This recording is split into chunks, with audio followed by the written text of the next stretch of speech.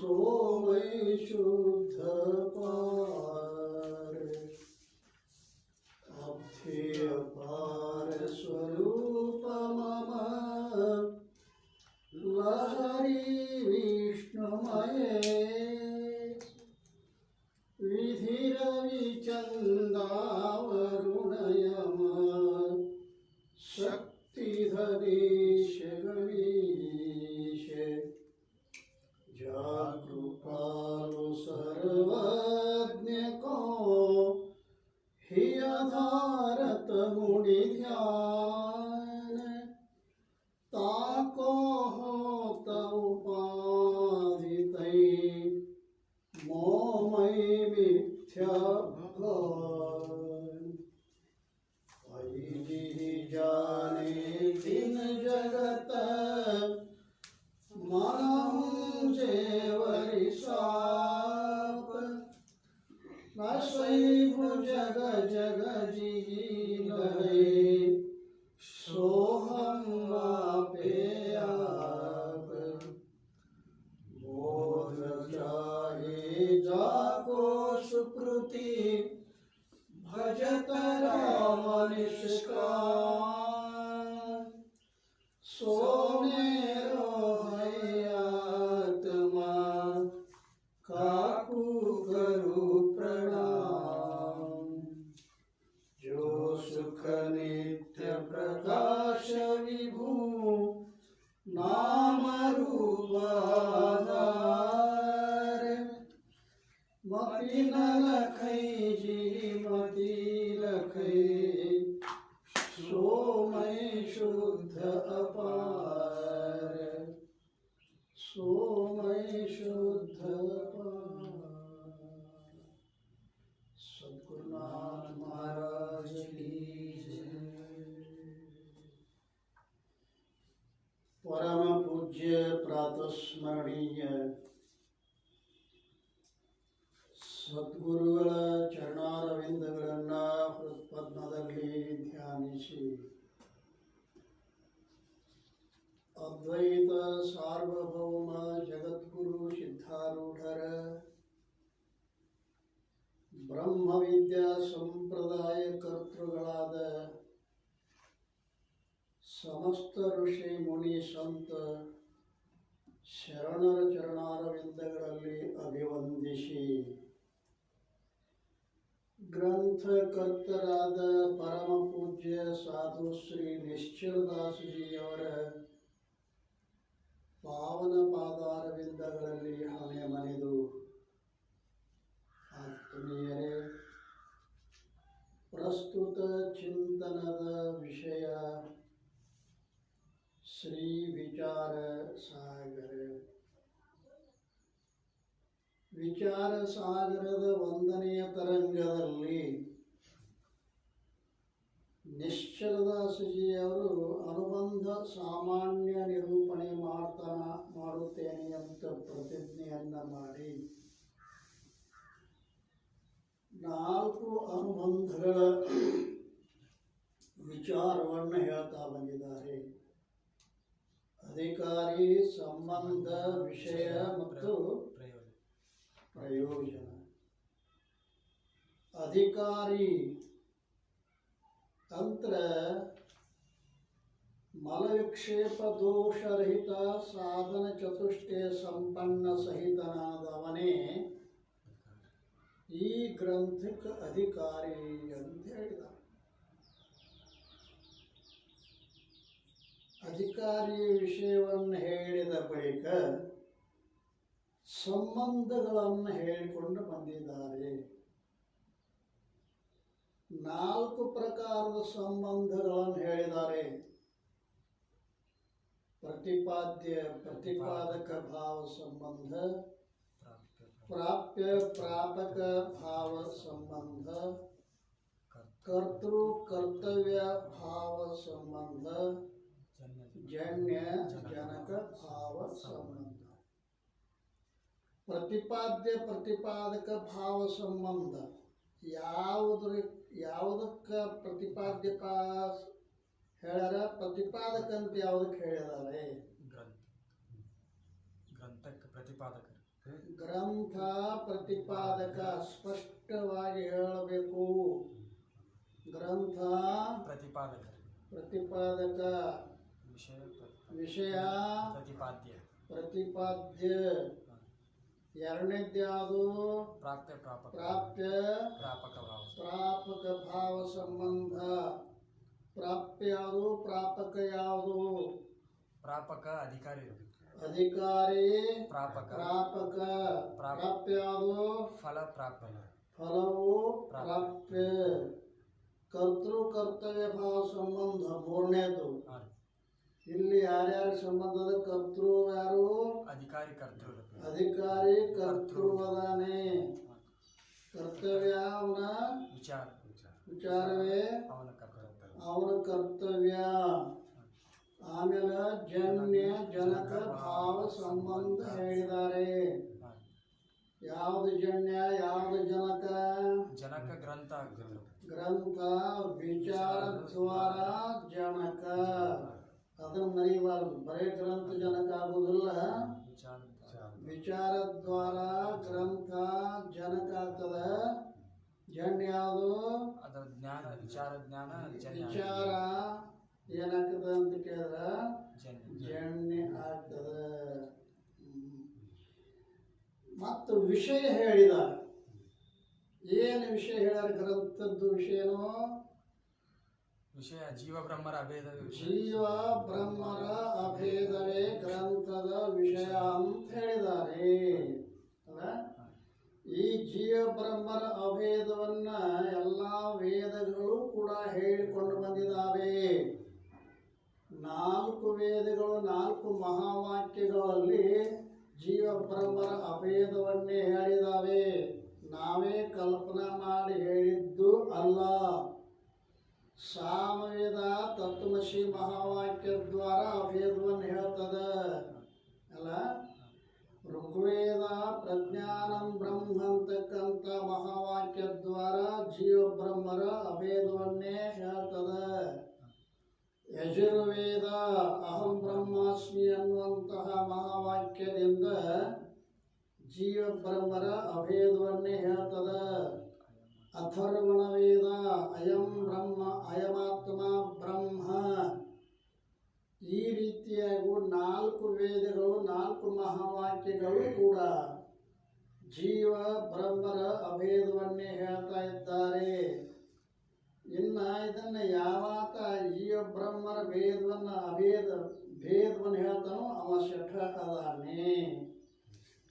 ಅವ ವೇದಕ್ಕೆ ವಿರೋಧಿಯಾಗಿರ್ತಕ್ಕಂಥವನಾಗಿದ್ದಾನೆ ಅಂತ ಹೇಳಿ ಅಧಿಕಾರಿ ಸಂಬಂಧ ವಿಷಯ ಹೇಳಿ ಪ್ರಯೋಜನ ಹೇಳಿದಾರ. ಏನು ಪ್ರಯೋಜನ? ಸರ್ವ ಅನರ್ಥದ ನಿವೃತ್ತಿ ಪರಮಾನಂದದ ಪ್ರಾಪ್ತಿ. ಅನರ್ಥದ ನಿವೃತ್ತಿ ಪರಮಾನಂದದ ಅನರ್ಥ ಅಂದ್ರೆ ಯಾವುದಕ್ಕಂತಾರೆ? ದುಃಖ. ಪ್ರಪಂಚದ ಕಾರಣವಾದ ಅಜ್ಞಾನ ಇದು ಜನನ ಮರಣ ರೂಪ ದುಃಖಕ್ಕೆ ಕಾರಣವಾಗಿರುವುದರಿಂದ ಇದಕ್ಕೆ ಏನಂತ ಕರೆದಾರ? ಅನರ್ಥ ಅಂತ ಕರೆದಾರೆ. ಈ ಅನರ್ಥದ ನಿವೃತ್ತಿ ಮತ್ತು ಪರಮಾನಂದದ ಪ್ರಾಪ್ತಿ ಇದು ಮೋಕ್ಷದ ಮೋಕ್ಷ. ಇದು ಗ್ರಂಥದ ಪ್ರಯೋಜನ. 2 ಹೇಳ್ಯಾರ. ಒಂದು ಪರಮ ಪ್ರಯೋಜನ, ಇನ್ನೊಂದು ಅವಾಂತರ ಪ್ರಯೋಜನ. ಪ್ರವಚನದಾಗ 2 ಆಗ್ಯಾವ. ಪ್ರಯೋಜನದಲ್ಲಿ ಒಂದು ಪರಮ ಪ್ರಯೋಜನ. ಪರಮ ಪ್ರಯೋಜನ ಯಾವುದು? ಅವಾಂತರ ಪ್ರಯೋಜನ ಯಾವುದು? ಪರಮ ಪ್ರಯೋಜನ ಮೋಕ್ಷರಪ್ಪ. ಅವಾಂತರ ಪ್ರಯೋಜನ ಜ್ಞಾನ. ಮೋಕ್ಷವೇ ಪರಮ ಪ್ರಯೋಜನ. ಅಂದ್ರ ಅತ್ಯಂತ ದುಃಖದ ನಿವೃತ್ತಿ, ಪರಮಾನಂದದ ಪ್ರಾಪ್ತಿ. ಇದು ಮೋಕ್ಷ. ಇದು ಪರಮ ಪ್ರಯೋಜನ. ಅವಾಂತರ ಪ್ರಯೋಜನ ಯಾವುದು? ಜ್ಞಾನ. ಯಾವುದರಿಂದ ಪರಮ ಪ್ರಯೋಜನವು ಪ್ರಾಪ್ತವಾಗುವುದೋ ಅದಕ್ಕೆ ಅವಾಂತರ ಪ್ರಯೋಜನ ಅಂತ ಕರೀತಾರೆ. ಮನುಷ್ಯನಿಗೆ ನೇರಡಿಕೆ ಆಗ್ಯದ. ನೇರಡಿಕೆ ಆಗಿರ್ತಕ್ಕಂಥ ಮನುಷ್ಯನಿಗೆ ಮುಖ್ಯ ಪ್ರಯೋಜನ ಯಾವುದು? ನೀರು. ವಾದ ಬಾವಿಯೆಲ್ಲ ಇತ್ತು ಖರೆ, ಬಾವಿ ಸೇದು ಬಾವಿ ಇತ್ತು, ಇಳ್ಯಾಕೆ ಬರ್ದಂಗಿತ್ತು. ಮನೆಯವ್ರಿಗೆ ಕೇಳ ಹಗ್ಗ ಬಕೆಟ್ ಕೊಡ್ರಿ ಅಂದ. ನಿನಗೇನು ಬೇಕು ಅಂತ ಕೇಳಿದ್ರು. ನೀರು ಬೇಕಂದವ. ನೀರು ಬೇಕಾದ್ರೆ ಹಗ್ಗ ಬಕೆಟ್ ಯಾಕೆ ಕೇಳಕತ್ತಿದೆ ಅಂದರು ಅವರು. ಅಲ್ಲ, ಆ ನೀರ ಬಕೆಟ್ ಇಲ್ದ ಮ್ಯಾಲ ಬರಂಗಿಲ್ಲ. ನೀರೇ ಮುಖ್ಯ ಪ್ರಯೋಜನ ಆಗಿದ್ರು ಕೂಡ, ಅದಲ್ಲ, ನೀರಡಿಕೆ ಆದಾಗೆ ಪರಮ ಪ್ರಯೋಜನ ಆಗಿದ್ದರೂ ಕೂಡ ಅವಾಂತರ ಪ್ರಯೋಜನ ಯಾವುದು? ಹಗ್ಗ ಬಕೆಟು. ಹಾಗೆ ಪರಮ ಪ್ರಯೋಜನ ಅತ್ಯಂತ ದುಃಖದ ನಿವೃತ್ತಿ, ಪರಮಾನಂದದ ಪ್ರಾಪ್ತಿನೇ ಪರಮ ಪ್ರಯೋಜನ. ಎಲ್ಲ ಪುರುಷರ ಇಚ್ಛೆ ಏನದ? ಅತ್ಯಂತ ದುಃಖದ ನಿವೃತ್ತಿ ಆಗಬೇಕು, ಪರಮಾನಂದದ ಪ್ರಾಪ್ತಿ ಆಗಬೇಕು ಅಂತ ಎಲ್ಲ ಪುರುಷರ ಏನದ ಅಂತಾರ? ಮನಸ್ಸಿನ ಇಚ್ಛೆ ಅದ. ಅಂಥದಕ್ಕೇನಂತ ಕರೆದ್ರು? ಅದು ಪರಮ ಪ್ರಯೋಜನ, ಅದು ಮೋಕ್ಷ. ಆ ಮೋಕ್ಷ ಅದರಿಂದ ಪ್ರಾಪ್ತಿ ಆಗ್ತದ? ಜ್ಞಾನದಿಂದ. ಜ್ಞಾನ ದೇವತು ಕೈವಲ್ಯಂ. ಜ್ಞಾನದಿಂದಲೇ ಮೋಕ್ಷ ಪ್ರಾಪ್ತಿಯಾಗುವುದರ ಜ್ಞಾನ ಅವಾಂತರ ಪ್ರಯೋಜನ ಆತು, ಮೋಕ್ಷ ಪರಮ ಪ್ರಯೋಜನ ಆತು. ಈಗ ಏನು ಮಾಡ್ತಾ ಇದ್ದಾರೆ ಅಂತ ಗ್ರಂಥದ ಪ್ರಯೋಜನದಲ್ಲಿ ಶಂಕ ಮತ್ತು ಸಮಾಧಾನ 27ರಿಂದ ಅಲ್ಲ 27ರಿಂದ ಇಲ್ಲೇನು ಶಂಕ ಮಾಡ್ತಾ ಇದ್ದಾರೆ. ವಿಷಯಾಂಕ 27 ಶಂಕಾಪೂರ್ವಕ ಉತ್ತರದ ಕವಿತೆ. जीव को स्वरूप अति आनंद कहत वेद, ताकु सुख प्राप्ति को असंभव बखानिए। आगे जो अप्राप्त वस्तु तकी प्राप्ति संभवत, नित्य प्राप्त वस्तु की तौ प्राप्ति किम मानिए। ऐसी शंका लेस आनी कीजय न विश्वास हानि, गुरु के प्रसाद ते कुतर्क भले भानिए। कर को कंकन खोयो ऐसो भ्रम भयो जिह्री, ज्ञान ते मिलत इम प्राप्त प्राप्ति जाने। ಅಭಿಪ್ರಾಯ ಏನು ಅಂತ ಕೇಳಿದರೆ, ಟೀಕಾ ಈ ಪೂರ್ವದಲ್ಲಿ ಹೇಳಿದ್ದೇನೆಂದರೆ ಅನರ್ಥದ ನಿವೃತ್ತಿ ಪರಮಾನ್ ಪ್ರಾಪ್ತಿಯು ಗ್ರಂಥದ ಪ್ರಯೋಜನವಿರುತ್ತದೆ. ಹೌದಲ್ಲ? ಗ್ರಂಥದ ಪ್ರಯೋಜನದ ಇದು ಯಾವ ಪ್ರಯೋಜನದ? ಪರಮ ಪ್ರಯೋಜನ. ಯಾಕಂದ್ರೆ ಯಾವುದರ ಮ್ಯಾಲ ಶಂಕ ಅದ ಅನ್ನೋದು ಗೊತ್ತಾಗಬೇಕು. ಪ್ರಯೋಜನ ಎರಡು ಅದಾವಲ್ಲ, ಒಂದು ಪರಮ ಪ್ರಯೋಜನದ, ಇನ್ನೊಂದು ಅವಾಂತರ ಪ್ರಯೋಜನದ. ಈಗ ಪರಮ ಪ್ರಯೋಜನದ ಮ್ಯಾಲ ಶಂಕ ಅದ, ಮುಂದೊಮ್ಮೆ ನ್ಯಾಯದ ಅವಾಂತರ ಪ್ರಯೋಜನ ಮುಂದೆ ಶಂಕ ಮಾಡವ. ಈಗ ಪರಮ ಪ್ರಯೋಜನ ಅಂದ್ರೆ ಯಾವುದು? ಅನರ್ಥದ ನಿವೃತ್ತಿ ಪರಮಾನಂದದ ಪ್ರಾಪ್ತಿಯು ಗ್ರಂಥದ ಪ್ರಯೋಜನವಿರುತ್ತದೆ. ಆದರೆ ಇದು ಸಂಭವಿಸುವುದಿಲ್ಲ. ನೀವೇನ ಅನರ್ಥದ ನಿವೃತ್ತಿ ಪರಮಾನಂದದ ಪ್ರಾಪ್ತಿ ಅಂತೇನು ಹೇಳ್ತಾ ಇದ್ದೀರಲ್ಲ, ಇದು ಗ್ರಂಥದ ವಿಷಯ ಏನೈತಲ್ಲ, ಇದು ಸಂಭವಿಸುವುದಿಲ್ಲ. ಯಾಕೆ ಅಂತ ಕೇಳಿದ್ರೆ, ಸರ್ವ ವೇದಗಳು ಜೀವನು ಪರಮಾನಂದ ಸ್ವರೂಪನೆಂದು ವರ್ಣನೆ ಮಾಡಿರುತ್ತವೆ ಮತ್ತು ನೀವು ಅದರ ಅಂಗೀಕಾರವನ್ನು ಕೂಡ ಮಾಡಿರುತ್ತೀರಿ. ಎಲ್ಲ ವೇದಗಳೇನು ಹೇಳ್ತವೆ? ಜೀವನು ಪರಮಾನಂದ ಸ್ವರೂಪ ಇದ್ದಾನೆ ಅಂತ ಹೇಳ್ತಾ ಇದ್ದಾರೆ. 55ನೇ ಟಿಪ್ಪಣಿಯೊಳಗೆ ಎಲ್ಲಿ ಹೇಳ್ಯಾರ ಅನ್ನೋದನ್ನ ಹೇಳ್ತಾ ಇದ್ದಾರೆ. ಪ್ರಜ್ಞಾನಂ ಆನಂದಂ ಬ್ರಹ್ಮ ಅಂದ್ರೆ ಪ್ರಜ್ಞಾನ ಸ್ವರೂಪನಾದ ಯಾವ ಜೀವನಿರುವನೋ ಅವನು ಆನಂದ ರೂಪನಾದ ಬ್ರಹ್ಮನೇ ಇರುವನು.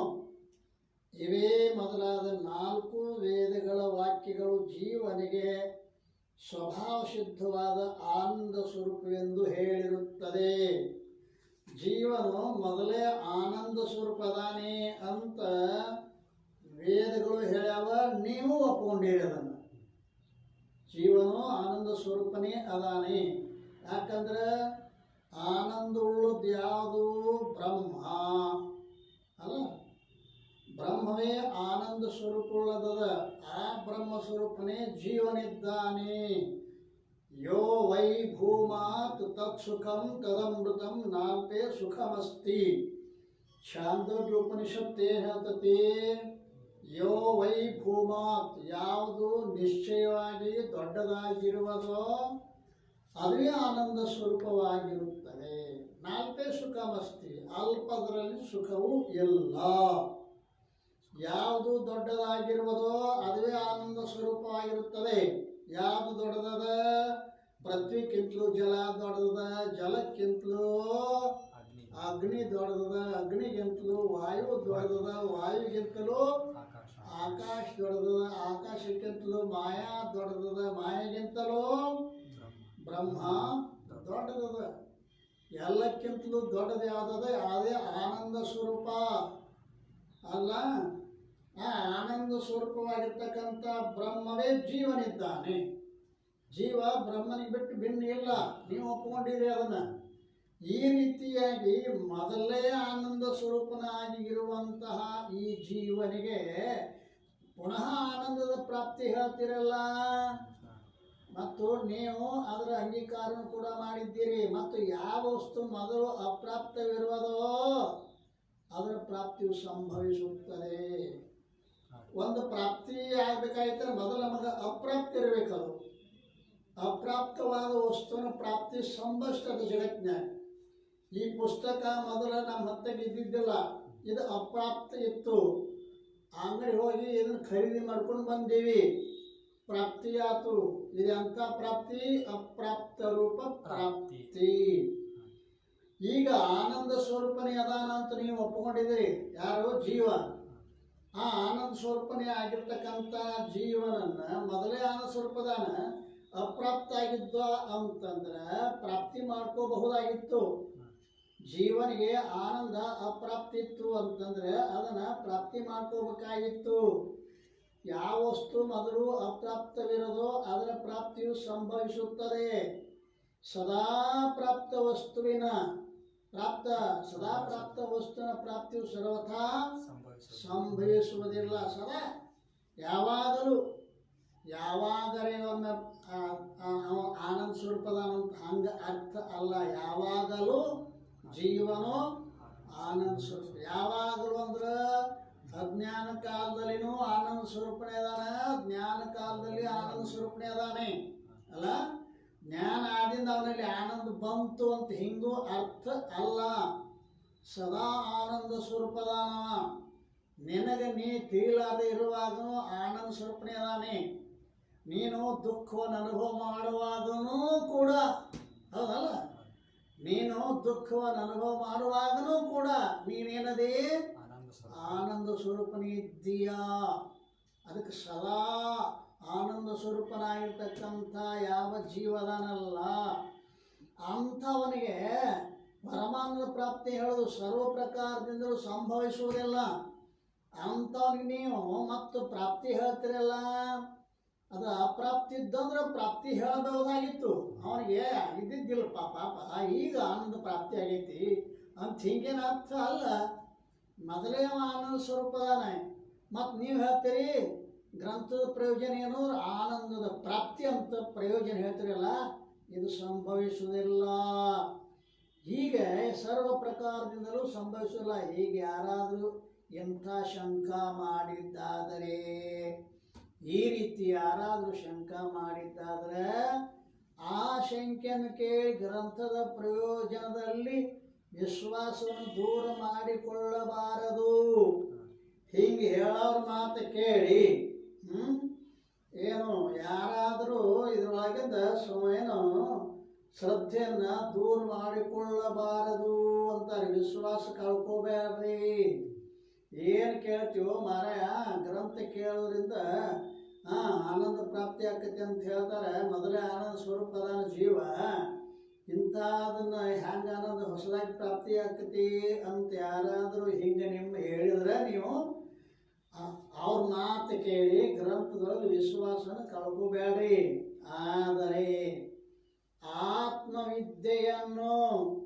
ಉಪದೇಶ ಮಾಡುವ ಯಾವ ಗುರುಗಳಿರುವರೋ ಅವರ ಕೃಪೆಯಿಂದ ಶಂಕಾರೂಪವಾದ ಯಾವ ಕುತರ್ಕವಿರುವುದೋ ಅದನ್ನು ದೃಷ್ಟಾಂತದಿಂದ ದೂರ ಮಾಡಿಕೊಳ್ಳಬೇಕು. ನೀವು ಅವ್ರ ಮಾತು ಕೇಳಿ ನಮ್ಮ ಗ್ರಂಥದೊಳಗಿನ ವಿಶ್ವಾಸ ಕಳ್ಕೋಬೇಡ್ರಿ. ಯಾವ ಆತ್ಮಜ್ಞಾನಿಯಾಗಿರ್ತಕ್ಕಂಥ ಗುರುಗಳೇನದಾರಲ್ಲ ಆ ಗುರುಗಳಂತೆಕ ಹೋಗಿ ನಿಮ್ಮ ಹೃದಯದಲ್ಲಿರುವ ಸಂಶಯವನ್ನು ನಿವೃತ್ತಿಪಡಿಸಿಕೊಳ್ಳಬೇಕು. ಹೆಂಗ? ದೃಷ್ಟಾಂತದ ಮೂಲಕವಾಗಿ ಅಲ್ಲ, ದೃಷ್ಟಾಂತದ ಮೂಲಕವಾಗಿ ಸಂಶಯವನ್ನು ನಿವೃತ್ತಿ ಮಾಡಿಕೊಡ್ತಾ ಇದ್ದಾರೆ.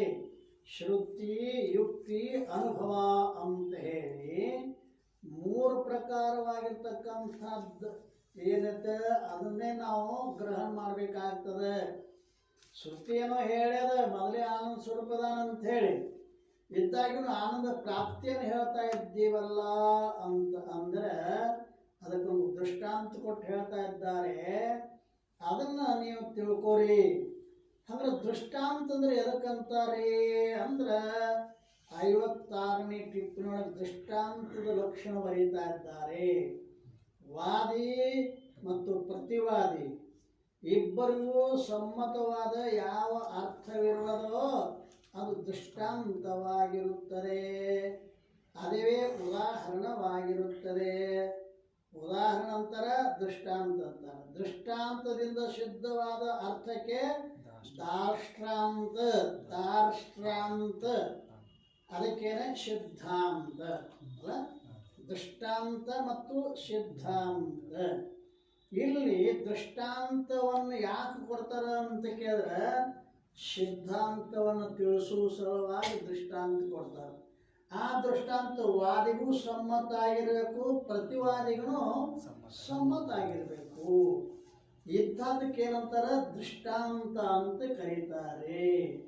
ಆ ದೃಷ್ಟಾಂತವನ್ನು ಹೇಳ್ತಾ ಇದ್ದಾರೆ ನೋಡಿ.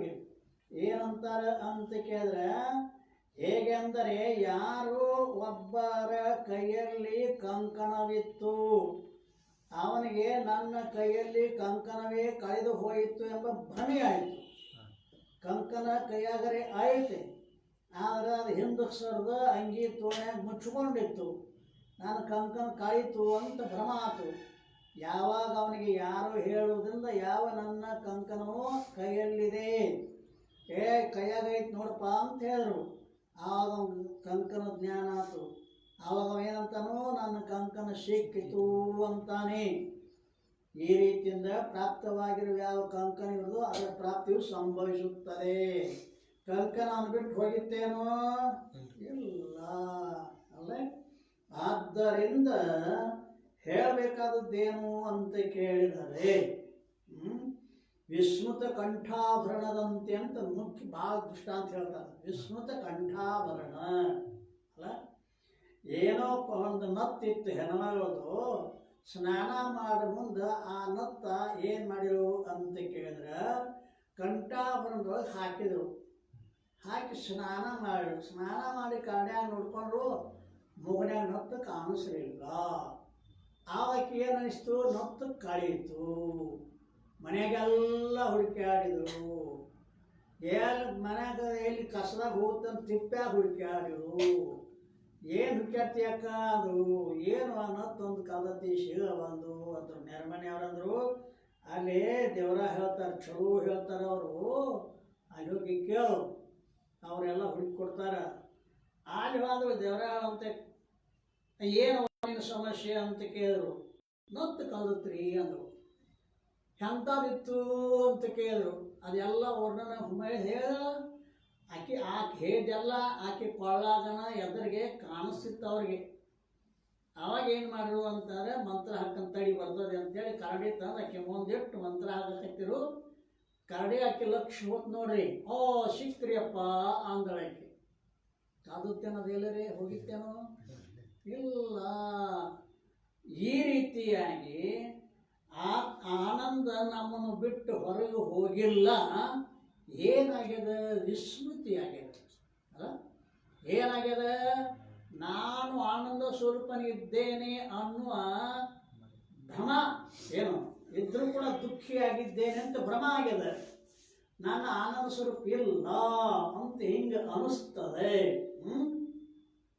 ವಾಸ್ತವಿಕ ನಾವು ಆನಂದ ಸ್ವರೂಪ ಇದ್ದೇವೆ. ದಿನಾಲು ಸುಸುಪ್ತಿ ನಮಗೆ ಹೇಳ್ತದ, ಏನ್ ಹೇಳ್ತದ? ನೀ ಆನಂದ ಸ್ವರೂಪ ಇದ್ದಿ ಅಂತ ಹೇಳ್ತದಲ್ಲ. ನಿದ್ಯಾಗ ನಿಮಗೇನು ದುಃಖ ಆಗೈತೇನು? ದುಃಖ ಆಗಿತ್ತು ಯಾರು ಅನ್ಕೋದ ಮಾಡ್ತಿದ್ದಿಲ್ಲ, ಯಾರು ಗಾಡಿ ಖರೀದಿ ಮಾಡ್ತಿದ್ದಿದ್ದಿಲ್ಲ. ಅಂದ್ರೆ ಸುಖ ಆಗ್ತದ ನಿದ್ಯೊಳಗೆ.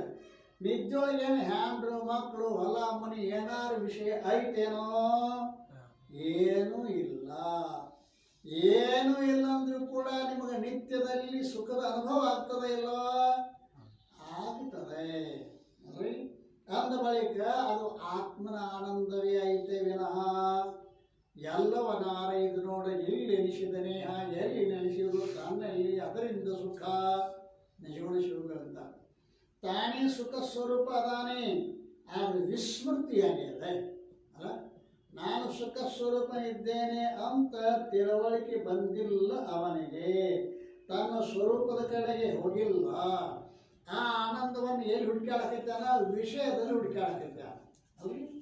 ಆನಂದ ಐತಲ್ಲೇ ತನ್ನಲ್ಲಿ ಹುಡುಕಾಡಕೈತಾನ. ಎಲ್ಲೇ ವಿಷಯದಲ್ಲಿ. ಯಾವುದೋ ಬದುಕಿ ಕೌದಿ ಹೊಲಿತಿರ್ತದ ಹೊತ್ತ ಮನೆಗೂ ಸಮಯದಾಗ ಬಾಗದಾಗ ಕುತ್ಕೊಂಡ ಕೈಯಾಗಿನ ಸೂಜಿ ಕಾಯ್ತಂತ ಕೈಯಾಡ್ಸಕೈತಿವು, ಹುಡುಕಾಡಕೈತಿವು. ಯಾರೋ ಒಬ್ಬರು ಹೋದವರು ಏನು ಅಜ್ಜಿ ಸೂಜಿ ಕಲತೆ ತಮ್ಮ ಅಂದರು. ಕೆತ್ತದ ಹುಡುಕಿರ ಹೆಂಗೆ ಸಿಗ್ತೈತವ ಬೆಳಕಿನ ಹುಡುಕ್ಯಾಡು ಅಂದರು. ಹಿಂಗಪ್ಪ ಅಂತಂದು ಮುನ್ಸಿಪಾಲ್ಟಿ ದೀಪ ಹಚ್ಚಿದ ರಸ್ತಾದಾಗ ಆಗಿ ಹೋದ ಬೆಳಕಿನ ಹುಡುಕ್ಯಾಡ್ತಾನಲ್ಲ ಹುಡುಕೇ ಹುಡುಕ. ಅಮ್ಮ ಆಕಿ ಏನು ಅಜ್ಜಿ ಏನು ಹುಡುಕ್ತಿ ಸಂಕೊಳ್ಳಿ ನಾನು ಹೆಚ್ಚಾಗೈತಿ. ಮತ್ತೊಬ್ಬಕ್ಕೇನಂದ್ರು ಏನೋ ಕೈತಿದ್ರು ಕಳ್ಕೊಂಡಾಳ ನನಗೆ ಸಿಕ್ಕತ್ತದ. ಆಕಿನೂ ಶುರು ಮಾಡಲ್ಲ. 10-20 ಮಂದಿ ಹುಡುಕಾಡಕತ್ತಾರ. ಯಾರು ಏನು ಗೊತ್ತಾಗಿಲ್ಲ. ಸಾಧು ಬಂದ ಏನು ಕಾಯಕತ್ತೀರಿ? ಆಚೆ ಕಡೆ ಹುಡುಕಾಡಕತ್ತಾರೆ, ನಾನು ಅದಕ್ಕೆ ಹುಡುಕಾಡಕತ್ತೀನಿ ಅವ್ರಿಗೆ. ಆಕಿನ ಕೇಳಿ ಆಕೆ ಹುಡುಕಾಡಕತ್ತಾಳೆ, ಅದಕ್ಕೆ ಹುಡುಕಾಡಕತ್ತೀನಿ. ಕಡೆಗೆ ನೂರು ಮುದುಕಿ ಕಡೆ ಬತ್ತಪ್ಪ. ಏನು ಅಜ್ಜಿ ಸೂಜಿ ಕಲತ್ತಪ್ಪ ಆಮೇಲೆ ಆಕೆ ಎಲ್ಲಿ ಕಲತ್ತಿ? ಮನ್ಯಾಗ ಕಲಿದ್ರೆ ಇಲ್ಲೇ ಹುಡುಕಾಡ್ತೀವಿ ಅಂದ್ರು. ಬೆಳಕಿನ ಹುಡ್ಕಂದ ನಾವು ಆಮೇಲೆ ಆಕೆ ಹುಚ್ಚಿ ಬೆಳಕಿನಾಗ ಹುಡುಕ್ಯಾಡಂದಾರಂತೇನು ವಿಚಾರಪೂರ್ವಕವಾಗಿ ಹುಡುಕು ಅಂತ ಹೇಳಿದ ಅರ್ಥದ ಅಂಥೇಳಿ. ಹ್ಯಾಂಗ ಮುದುಕಿಗೆ ನಮಗೆ ಏನು ವ್ಯತ್ಯಾಸ ಇಲ್ಲ ಅದಲ್ಲ. ಆ ಮುದುಕಿ ಹೊರಗೆ ಎಲ್ಲೂ ಹುಡುಕ್ಯಾಡಕೈತೆ. ಆ ಸೂಜಿ ಎಲ್ಲಿ ಕಳ್ಕೊಂಡಾಳ? ಮನ್ಯಾಗ ಕಳ್ಕೊಂಡಾಳ. ಹುಡುಕ್ಯಾಡಕೈತಾಳ ಎಲ್ಲೇ? ರಸ್ತಾದಾಗ. ನಮ್ಮದು ಹಾಗೆ ಆಗೈತಲ್ಲ. ನೋಡಿ, ನಾ ಹುಡುಕುದೆಲ್ಲೇ ಸ್ತ್ರೀ ಪುತ್ರ ಧನ ಕನಕ ವಸ್ತ್ರಾದಿಗಳಲ್ಲಿ. ಅನಾತ್ಮದಲ್ಲಿ ಇಲ್ಲ ಸುಖ. ಇಲ್ಲದಲ್ಲಿ ಹುಡುಕಿ ಕಡೆಗೊಂದು ದಿವಸ ಸತ್ತು ಹೋಗ್ತಾನ ಮನುಷ್ಯ. ಆದ್ದರಿಂದ ಈಗ ಹೇಳಬೇಕಾದದ್ದು ಏನು ಅಂತ ಕೇಳಿದ್ರೆ, ಯಾವ ರೀತಿ ವಿಸ್ಮೃತಿಯಾಗಿತ್ತು ಆ ವಿಸ್ಮೃತಿಯನ್ನು ನೆನಪು ಮಾಡಿಕೊಡ್ತಾರೆ. ಆದ್ದರಿಂದ ನನ್ನ ಕಂಕಣವು ಕೈಯಲ್ಲಿದೆ, ಕಂಕಣ ಜ್ಞಾನ ಆಯ್ತು. ಆವಾಗ ಏನಂತಾನ? ನನ್ನ ಕಂಕಣ ಸಿಕ್ಕಿತು ಅಂತಾನೆ. ಈ ರೀತಿಯಿಂದ ಪ್ರಾಪ್ತವಿರುವ ಯಾವ ಕಂಕಣವಿರೋದೋ ಅದರ ಪ್ರಾಪ್ತಿಯೂ ಕೂಡ ಹೇಳಲ್ಪಡುತ್ತದೆ. ಅಪ್ರಾಪ್ತ ರೂಪ ಪ್ರಾಪ್ತಿ ಅಷ್ಟೇ ಅಲ್ಲ, ಪ್ರಾಪ್ತ ರೂಪ ಪ್ರಾಪ್ತಿನೂ ಕೂಡ ಸಂಭವಿಸ್ತದೆ. ಯಾಕೆ? ವಿಸ್ಮೃತಿಯಿಂದ. ಅದರಂತೆ ಪರಮಾನಂದ ಸ್ವರೂಪ ಆತ್ಮನಲ್ಲಿ ಅವಿದ್ಯೆಯ ಬಲದಿಂದ ಇಂಥ ಭ್ರಾಂತಿಯಾಗುವುದು. ಪರಮಾನಂದ ಸ್ವರೂಪನಾದ ಆತ್ಮನಲ್ಲಿ ಅವಿದ್ಯೆಯ ಬಲದಿಂದ ಏನಾಕತಿ? ಭ್ರಾಂತಿ ಆಗ್ತದೆ. ಏನಂತ? ಆತ್ಮನು ಪರಮಾನಂದ ಸ್ವರೂಪನಿರುವುದಿಲ್ಲ, ಕಿಂತು ಪರಮಾನಂದ ಸ್ವರೂಪ ಬ್ರಹ್ಮನಿರುತ್ತಾನೆ. ಆತ್ಮನು ಆನಂದ ಸ್ವರೂಪ ಇಲ್ಲ ಅಂದ್ರೆ ನಾನು ಆನಂದ ಸ್ವರೂಪನಿಲ್ಲ.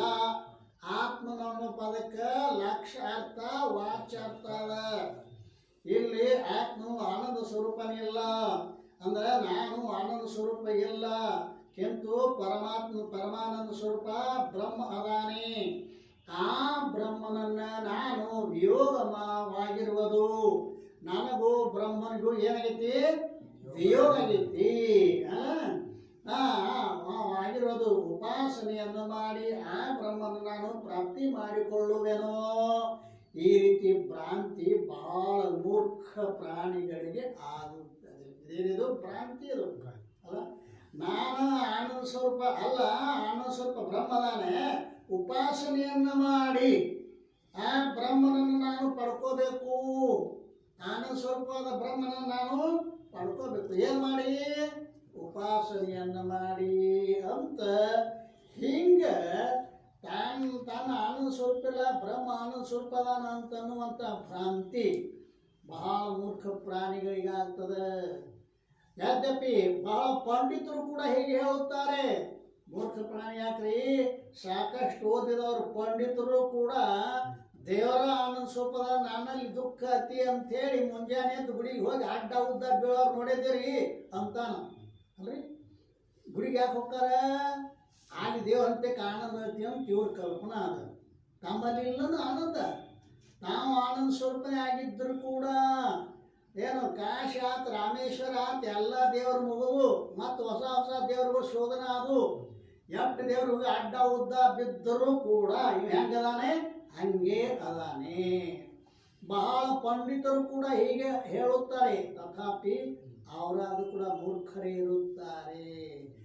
ಆನಂದ ನನ್ನಿಲ್ಲ, ಆನಂದ ಬ್ರಹ್ಮದಲ್ಲೈತಿ ಅಂದ್ರೆ ದೇವರಲ್ಲೈತಿ ಅಂತ ಯಾವಾದರೂ ಹೇಳ್ತಿದ್ದ ಅಂದ್ರೆ ಅವನು ಕೂಡ ಮೂರ್ಖರೇ ಅಂತ ತಿಳ್ಕೊ. ಅಂತ ಪಂಡಿತರಿವಲ್ಲಕವ. ಯಾರು ಜೀವ ಬ್ರಹ್ಮರ ವಿಯೋಗವನ್ನು ಅಂಗೀಕಾರ ಮಾಡುವರೋ ಅವ್ರು ಮೂರ್ಖರೆಂದೇ ಹೇಳಬೇಕು. ನೋಡ್ರಿ, ಜೀವ ಬ್ರಹ್ಮರ ವಿಯೋಗವನ್ನು ಯಾರು ಅಂಗೀಕಾರ ಮಾಡ್ತಾರಲ್ಲ ಇವರೆಲ್ಲರೂ ಏನದಾರ? ಮೂರ್ಖರೇ ಅದಾರೆ. ಭೇದವನ್ನು ಹೇಳ್ತಕ್ಕಂಥವ್ರು ಮೂರ್ಖರೇ ಅದಾರೆ.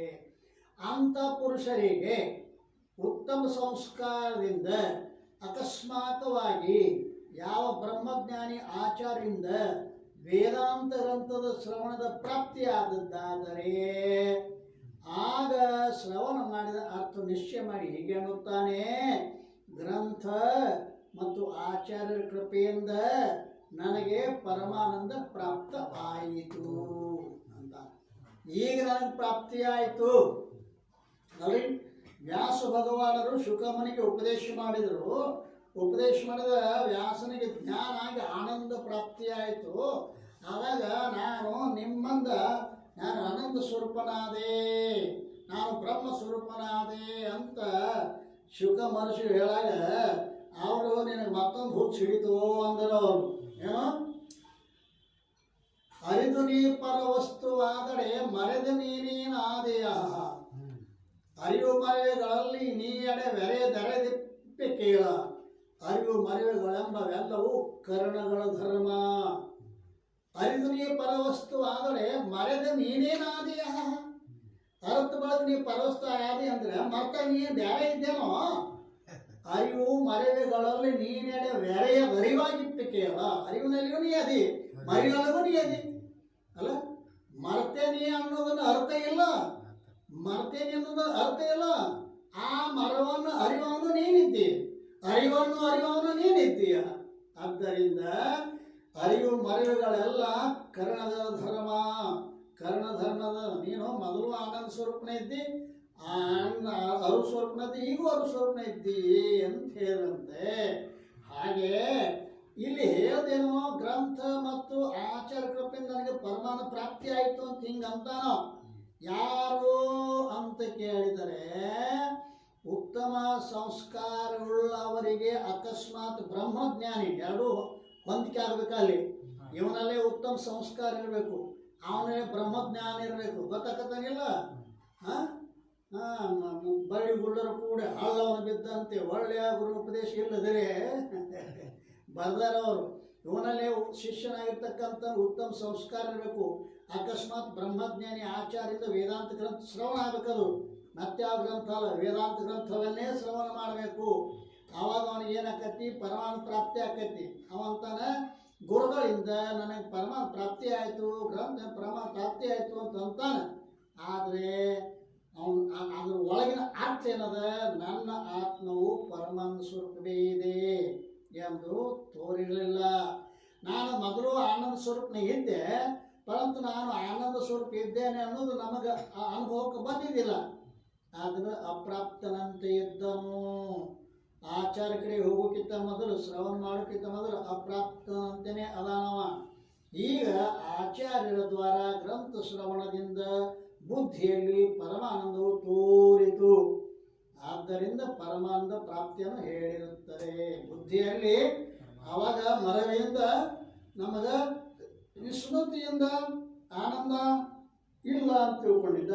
ಈಗ ಗುರುಗಳು ಉಪದೇಶ ಮಾಡಿದ ಕೂಡಲೇ ಆನಂದ ಪ್ರಾಪ್ತಿಯಾಯಿತು ಅಂತ ಹೇಳ್ತಾ ಇದ್ದಾನೆ. ಈ ರೀತಿಯಿಂದ ಪ್ರಾಪ್ತಿಯೂ ಕೂಡ ಸಂಭವಿಸುವುದರಿಂದ ಪರಮಾನಂದ ಪ್ರಾಪ್ತಿ ರೂಪ ಗ್ರಂಥ ಪ್ರಯೋಜನ ಸಂಭವಿಸುತ್ತದೆ. ಅದಲ್ಲ, ನೀವು ಪರಮಾನಂದ ಪ್ರಾಪ್ತಿ ಹೇಳ್ತಿರಲ್ಲ, ಅದು ತಪ್ಪದ ಅಂತ ಶಂಕ ಮಾಡಿದ್ದ. ಯಾಕೆ ಜೀವನ ಪರಮಾನಂದ ಸ್ವರೂಪನೇ ಅದ ಅಂತ ವೇದಗಳು ಹೇಳ್ಯಾವ, ನೀವು ಒಪ್ಕೊಂಡಿರಿ. ಮತ್ತು ಅದ್ರ ಪ್ರಾಪ್ತಿ ಹೆಂಗಾಕತಿ? ಮೊದಲು ಅಪ್ರಾಪ್ತಿ ಇದ್ದರೂ ಪ್ರಾಪ್ತಿ ಆಕತಿ. ಆದ್ರೆ ಈಗ ಇದು ನೀವು ಹೇಳಿ ಸಂಭವಿಸೋದಿಲ್ಲ ಅಂದಿದ್ದ. ಏನಪ್ಪ, ಅಪ್ರಾಪ್ತ ರೂಪ ಪ್ರಾಪ್ತಿ ಸಂಭವಿಸ್ತತಿ, ಪ್ರಾಪ್ತ ರೂಪ ಪ್ರಾಪ್ತಿಯು ಕೂಡ ಸಂಭವಿಸುತ್ತದೆ. ಇನ್ನ ಹೇಗೆ ಪ್ರಾಪ್ತಿಯು ಪ್ರಯೋಜನವಿರುವುದೋ ಹಾಗೆ ನಿತ್ಯ ನಿವೃತ್ತಿಯು ಕೂಡ ಪ್ರಯೋಜನ ಸಂಭವಿಸುತ್ತದೆ. ನಿತ್ಯ ನಿವೃತ್ತಿ ಯಾವುದು ನಿವೃತ್ತಿ? ದುಃಖದ ಅತ್ಯಂತ ನಿವೃತ್ತಿ. ಜೀವನದಲ್ಲಿ ದೀಪ ಹಚ್ಚಿ ಹುಡುಕಾಡಿದರೂ ದುಃಖ ಅನ್ನೋದಿಲ್ಲವೇ ಇಲ್ಲ. ಸೂರ್ಯನಲ್ಲಿ ಕತ್ತಲೆ ಅನ್ನೋದು ಐತೇನೋ? ಇಲ್ಲ. ಜೀವನದಲ್ಲಿ ಕೂಡ ಅದು ದುಃಖ ಅನ್ನೋದಿಲ್ಲವೇ ಇಲ್ಲ.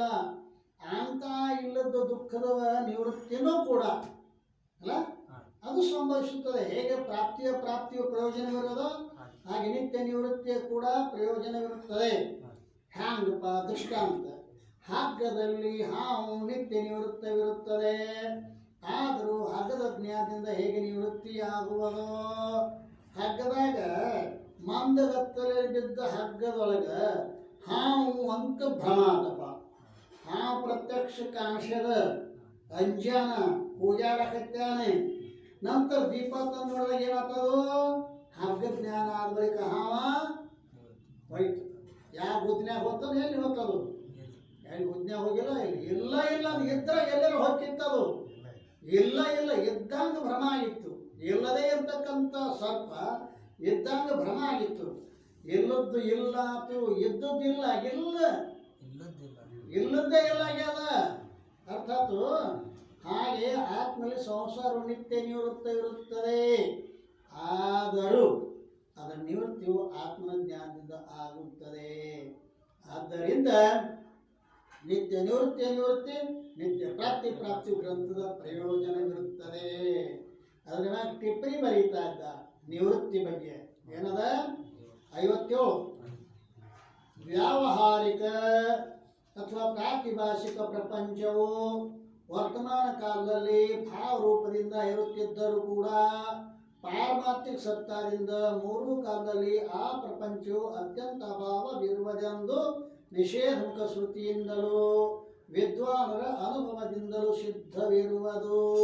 ಅಲ್ಲ, ವ್ಯಾವಹಾರಿಕ ಪ್ರಪಂಚ. ಈ ಪ್ರಪಂಚ ವ್ಯಾವಹಾರಿಕ ಅಥವಾ ಪ್ರಾತಿಭಾಷಿಕ.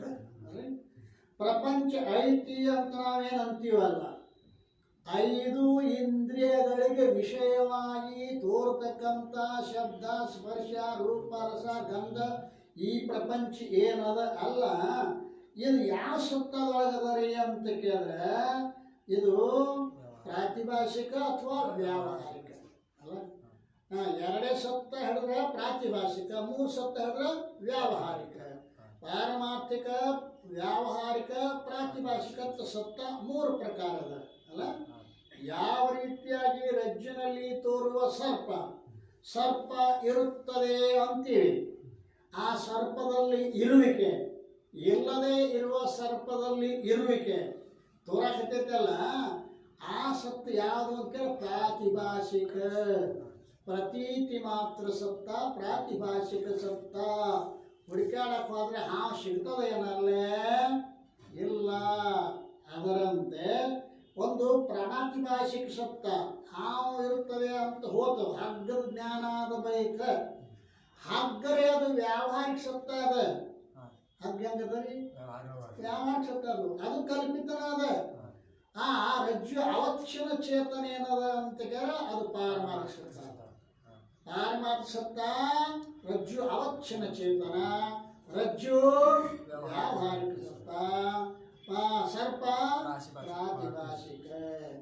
ಈಗ ಈ ಪ್ರಪಂಚ ಪಾರಮಾರ್ಥಿಕವಾಗಿ ಐತೋ ಏನು ಪ್ರಾತಿಭಾಷಿಕವಾಗಿ ಐತೋ ಅಂತ ಕೇಳ ಪ್ರಾತಿಭಾಷಿಕವಾಗಿ ಇರ್ತದೆ. ಪಾರಮಾರ್ಥಿಕವಾಗಿ ಇಲ್ಲವೇ ಇಲ್ಲ. ಪಾರಮಾರ್ಥಿಕ ಸತ್ತದಿಂದ ಮೂರು ಕಾಲದಲ್ಲಿ ಈ ಪ್ರಪಂಚ ಅತ್ಯಂತ ಅಭಾವ ಎಂದು ಯಾವುದು ಯಾವ ಕಾಲಕ್ಕೂ ಇರುವುದಿಲ್ಲವೋ ಅದಕ್ಕೆ ಅಂತಾರ ಅತ್ಯಂತ ಅಭಾವ. ಮಣ್ಣಿನೊಳಗೆ ಘಟ ಎಂದರೆ ಐತೇನೋ? ಮಣ್ಣಿನೊಳಗೆ ಘಟ ಇಲ್ಲವೇ ಇಲ್ಲ ಅಲ್ರಿ. ನಾ ಆ ಘಟ ಮಣ್ಣಿಗೆನೋ ನೀ ಏನು ಅನ್ನಕತ್ತಿದಿ? ಘಟ ಅನ್ಲಕತ್ತಿದಿ. ಮಣ್ಣು ತನ್ನ ಸತ್ತ ತಕ್ಕೊಂತಂದ್ರೆ ಘಟಕ್ಕೆ ಇರುವಿಕೆ ಹೆಂಗೆ ಇಲ್ಲವೋ ಹಾಗೆ ಆ ಅತ್ಯಂತ ಅಭಾವ ಘಟವು ಮಣ್ಣಿನಲ್ಲಿ ಯಾವ ರೀತಿ ಅತ್ಯಂತ ಅಭಾವದನೋ ಆ ರೀತಿಯಾಗಿ ಈ ಪ್ರಪಂಚ ಪಾರಮಾರ್ಥಿಕ ಸತ್ತದಿಂದ ಅತ್ಯಂತ ಅಭಾವದ ಇಲ್ಲವೇ ಇಲ್ಲ. ಮೂರು ಕಾಲದಲ್ಲಿ ಇಲ್ಲ. ನಿಷೇಧಮುಖ ಪ್ರತೀತಿಯಿಂದಲೂ ಎದರಿಂದ ಹೇಳ್ತೀರಿ ಅಂತ ಕೇಳ ನಿಷೇಧಮುಖ ಪ್ರತೀತಿ ಎಲ್ಲಪ್ಪ ಅಂತಾರ. ಈ ಜಗತ್ತನ್ನುವಂಥ ನಾಮರೂಪ ಅನ್ನುವಂಥದ್ದು ಸುಳ್ಳ ಅಂತ ಉಪನಿಷತ್ತುಗಳು ಹೇಳ್ತಾ ಇದ್ದಾವಲ್ಲ. ಆದ್ದರಿಂದ ನಾಮರೂಪದಿಂದ ನಿಷೇಧ ಮಾಡ್ತದೆ. ಮೃತ್ತಿಕಿತ್ತೇವ ಸತ್ಯಂ ಅಲ್ಲ. ನಾಮರೂಪಗಳ ಮಿಥ್ಯದವ, ಮೃತ್ತಿಕೆ ಮಾತ್ರ ಸತ್ಯದ ಅಂತ ಹೇಳ್ದಂಗೆ ಶ್ರುತಿಯೂ ಕೂಡ ಏನು ಹೇಳುತ್ತೆ ಅಂತಾರ ಇಲ್ಲಿ ಅನೇಕತೆ ಅನ್ನುವಂಥದ್ದು ಇಲ್ಲ ಅಂತ ಶ್ರುತಿಗಳು ಹೇಳವೆ. ವಿದ್ವಾನರ ಅನುಭವದಿಂದಲೂ ಸಿದ್ಧವಿರುವುದು. ವಿದ್ವಾನರು ಜಗತ್ತು ಐತಿ ಅಂತ ತಿಳ್ಕೊಂಡಾರೇನವರು? ಇಲ್ಲ ಅಂತ ತಿಳ್ಕೊಂಡಾರೆ ಅಲ್ಲ. ಇಲ್ಲ ಅಂತ ತಿಳ್ಕೊಂಡಾರೆ. ಹುಡುಗ ಮುತ್ಯನ ಕೋಳು ತಗೊಂಡ ಕುದುರೆ ಮಾಡ್ತದ. ಹುಡುಗ ಕುದುರೆ ಮಾಡಿ ಮುತ್ಯ ನಾ ದಿಲ್ಲಿ ಹೋಗ್ತಾನಂತಾನ. ಹೋಗಪ್ಪ ಅಂತಾನ. ಈ ಮೂಲಿಂದ ಆ ಮೂಲಿ ಓಡ್ತಾನ, ದಿಲ್ಲಿ ಹೋದಂತ. ಮತ್ತೆ ನಾ ಬೆಂಗಳೂರು ಹೋಗ್ತಾನಂದ. ಹೋಗಪ್ಪ ಅಂದ. ಎಲ್ಲಿ? ಅಲ್ಲೇ ಅಲ್ಲೇ. ಅವನ ಕುದುರೆನೂ ಮುತ್ಯಾಗ ಗೊತ್ತೈತಿ ಅದಲ್ಲ. ಅವನ ದಿಲ್ಲಿನೂ ಇವನ್ ಮುತ್ಯಾಗ ಗೊತ್ತೈತಿ. ಎಂದು ಕುದುರೆನೂ ಇಲ್ಲ, ಎಂದು ದಿಲ್ಲಿನೂ ಅಲ್ಲೇ ಇಲ್ಲ. ಆದ್ರೆ ಹುಡುಗನ ದೃಷ್ಟಿಯೊಳಗೆ ಮಾತ್ರ ಕುದುರೆನೂ ಐತಿ, ದಿಲ್ಲಿನೂ ಐತಿ, ಬೆಂಗಳೂರು ಐತಿ. ಪರಂತು ಮುತ್ಯ ದೃಷ್ಟಿ ಇಲ್ಲ. ಹಾಗೆ ಅನುಭಾವಿಗಳ ಜ್ಞಾನಿಗಳ ದೃಷ್ಟಿಯೊಳಗೆ ಇದೇನದಪ್ಪ ಅಂತ ಕೇಳಿದ್ರೆ ಇದು ಅತ್ಯಂತ ಅಭಾವದ ಜಗತ್ತನ್ನೋದು ಅತ್ಯಂತ ಅಭಾವದ. ಇದಕ್ಕೆ ವಿಷಯ ರೂಪ ನಿವೃತ್ತಿ ಅನ್ನುವರು. ಇದುವೇ ನಿತ್ಯ ನಿವೃತ್ತಿಯದ. ಇದಕ್ಕೇನಂತಾರೆ? ವಿಷಯ ರೂಪ ನಿವೃತ್ತಿ ಅನ್ನುವರು. ಉಕ್ತ ನಿತ್ಯ ನಿವೃತ್ತಿಯುಳ್ಳ ಯಾವ ಪ್ರಪಂಚವಿರುವುದೋ ಅದು ನಿತ್ಯ ನಿವೃತ್ತಿ ಅಂದ್ರೆ ತುಚ್ಛವಿರುವುದು. ನಿತ್ಯ ನಿವೃತ್ತಿ ಅಂದ್ರೆ ಏನು? ತುಚ್ಛ, ಇಲ್ಲವೇ ಇಲ್ಲ ಅಂತ. ಮಂಜಿ ಮಗನಂಗ ಮಂಜಿ ಮಗ ಅನ್ನೋದೇನದ ಅಂತಾರ ತುಚ್ಛದ. ಆಕಾಶ ಪುಷ್ಪ ತುಚ್ಛದ. ಅವನ ನಾಮ ಮಾತ್ರದ, ವಸ್ತು ಇಲ್ಲ. ಬಂಜಿ ಮಗ ಅನ್ನೋದು ನಾಮ ಮಾತ್ರದ, ಅಲ್ಲಿ ವಸ್ತು ಐತೇನೋ ಇಲ್ಲ. ಹಾಗೆ ವಾಸ್ತವಿಕವಾಗಿ ಹಂಗಾರೆ ನಮಗೆ ಈ ಜಗತ್ತಿನಾಗ ತೋರ್ತತಿಲ್ಲ ಘಟ ಐತಿ ಪಟ ಐತಿ ಅಂತ. ಆ ಘಟಪಟಗಳಲ್ಲಿ ಅಸ್ತಿತ್ವ ತೋರ್ತತಿಲ್ಲ ಅಂತ್ಕ್ಯಾರ. ಆ ಅಸ್ತಿತ್ವ ಘಟದ್ದು ಅಲ್ಲ, ಪಟದ್ದು ಅಲ್ಲ, ಅದು ಬ್ರಹ್ಮದ ಅಸ್ತಿತ್ವವೇ ಅದಲ್ಲ. ಬ್ರಹ್ಮದ ಯಾಕಂದ್ರೆ ಏಕಂ ಏವಂ ಅದ್ವಿತೀಯಂ ಬ್ರಹ್ಮ, ಒಂದೇ ಒಂದಾದ ಬ್ರಹ್ಮದ ಮತ್ತೊಂದು ಇಲ್ಲಿ ಇಲ್ಲವೇ ಇಲ್ಲ ಅಂತ ಹಿಂಗೆ ಶ್ರುತಿಗಳು ಹೇಳ್ತಿರ್ಲಿಕ್ಕಾಗಿ ನಿಮ್ಮಲ್ಲಿ ನೀ ಅದಕ್ಕೆ ಬ್ರಹ್ಮ ಅನ್ನಕತ್ತೀರಿ ತಮ್ಮ, ಅದಕ್ಕೆ ಜಗತ್ತು ಅನ್ನಕತ್ತೀರಿ. ಅದು ಬ್ರಹ್ಮ ಸ್ವರೂಪವೇ ಆಯ್ತು. ಹುಡುಕಾಡ್ರೆ ಅಲ್ಲಿ ಇಲ್ಲವೇ ಜಗತ್ತು ಅನ್ನೋದು ಇಲ್ಲವೇ ಇಲ್ಲ. ಅದಕ್ಕೆ ಏನಂತ ನಿತ್ಯ ನಿವೃತ್ತಿ ಅಂತಾರೆ. ಅಂದರೆ ತುಚ್ಛವಿರುವುದು. ಆ ನಿತ್ಯ ನಿವೃತ್ತವಾದ ಪ್ರಪಂಚವು ನಿವೃತ್ತಿ ಅಂದರೆ ಪರಮಾರ್ಥ ಸತ್ತಾದಿಂದ ಮೂರು ಕಾಲದಲ್ಲಿ ಅಭಾವವಿರುವುದೆಂದು ಶ್ರುತಿ ಯುಕ್ತಿ ತತ್ವಜ್ಞಾನದಿಂದ ನಿಶ್ಚಯ ಮಾಡಿ ಯಾವ ವಿಷಯ ರೂಪ ನಿವೃತ್ತಿ ಇರುವುದೋ ಅದು ನಿತ್ಯ ನಿವೃತ್ತಿ ಇರುವುದು ಅಲ್ಲ. ಅಂದರೆ ಏನು ನಿತ್ಯ ನಿವೃತ್ತ ಪ್ರಪಂಚ ನಿವೃತ್ತಿ ಅಂತಂದ್ರೆ ಪರಮಾರ್ಥ ಸತ್ತಾದಿಂದ ಇಲ್ಲ ಅಂತ ಹೇಳಕೈತ್ಯ. ಏನಪ್ಪ ಇವರು ವೇದಾಂತಿಗಳು ಜಗತ್ತಿಲ್ಲ ಅಂತಾರೆ, ಕಣ್ಣಿಗೆ ಕಾಣುತ್ತೆ ಕೈಗೆ ಸಿಗ್ತತಿ ಅಂತಾರೆ ಇವರು. ಅಲ್ಲ ನಿನ್ನ ಕೈಯ ನಿನ್ನ ಕಣ್ಣ ಎಲ್ಲ ಕುಡಿಸಿ ಸುಳ್ಳದಾವ ಅಂತ ಅವ್ರು ಹೇಳಾರ. ನಿನ್ನ ಕೈನು ಸುಳತಿ, ನಿನ್ನ ಕಣ್ಣನ್ನು ಸುಳತಿ, ನೋಡುವಂಥ ಜಗತ್ನು ಸುಳತಿ.